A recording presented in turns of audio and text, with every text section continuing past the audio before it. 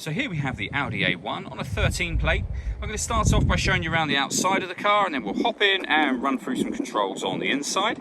But from the outside you can see it's a 5-door car with alloy wheels. Let's start off inside the boot and then work our way around the rest of it from there. As we approach the boot, you can see we have reversing sensors.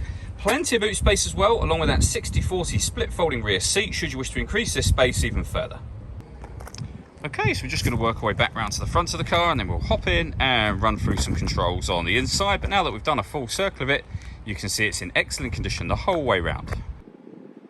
Just briefly before we climb in, I think it's worth seeing the interior from this exterior point of view. There's plenty to run through on the dashboard, so let's get in. We'll do that now. Okay, now that we're inside the car, we're going to start with the dials. On the left-hand side, we have the rev counter, and on the right-hand side, the speedometer and fuel gauge. In the middle, we have a digital readout for the speedometer. You can change the information that's displayed there for various bits of trip computer and car information. You can also change the menu, as you can see, and eventually back round to the beginning again. And the buttons that I was using to do that are just here. Over on the right hand side we have stereo and phone controls. You can only use the phone controls after such time as you pair the phone up, which is done using the buttons here and the screen directly above it.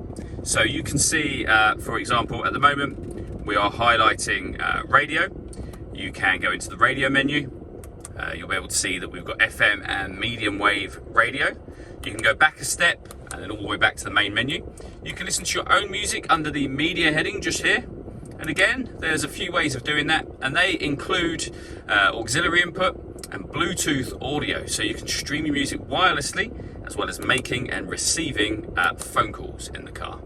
And then you pair your phone under the telephone heading just here. Just below that, we have this button here. This turns off the stop and start. This car is designed to cut out when it's stationary in traffic to save you fuel. That system is now off, and we have our hazard warning lights as well. Working our way down, we have the CD player, SD memory card slots, the dial and buttons I was using a moment ago to operate everything on that screen, or you can do it directly off of these buttons here. And the main volume for the stereo is just there. Below that we have air conditioning, so we can adjust the temperature, fan speed and direction of the air. Air conditioning is off or back on again. You can recirculate the air that's in the car. That's a great way of heating it up or cooling it down quickly depending on the temperature you set here. Underneath that we can turn off the traction control and the rear heated screen. We have a 12-volt charging socket at the bottom. And then lastly, a 5-speed manual gearbox. All that leaves me to say is thank you for taking the time to watch this video. If you'd like to come and see the car in person and have a test drive, please feel free to give us a call here at Mach 1 Cars. We'd love to hear from you soon.